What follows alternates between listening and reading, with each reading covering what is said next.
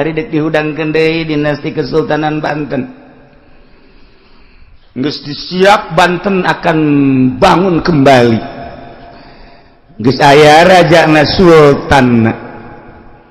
Tetapi nyana teh nyahoeun sejarah. Emang Syekh Maulana Hasanuddin teh nyatet persejarahanana nu kukula didongengkeun Jagur bae nu sakitu poharana. Lapangan Banten teh eta teh aya sejarahna. Kemudian pintu hek eta aya sejarahna. Tertulis bagi jelema anu aya keturunan kesultanan aya sejarah-sejarah. Dek kahudangkeun kesultanan silahkan, tetapi ngabogaan kriteria 10. Emang kumaha gitu.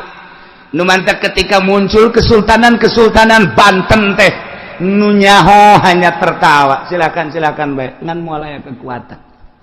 Selama teu boga kriteria 10 tertulis Syekh Maulana Hasanuddin di dinya. Emang kumaha gitu. Jeuh parangsana asal boga tu bagus bae, parangsana asal boga keturunan bae, parangsana dareul.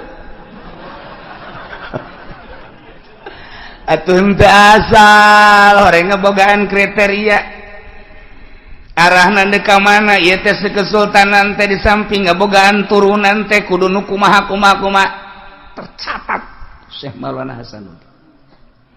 Mentak muncul dek aya kesultanan rek bae deulekeun sabaraha bulan sabaraha minggu wajar-wajar boga kahayang ngaranna ge boga turunan tetapi nyana ieu teh inget kana wasiat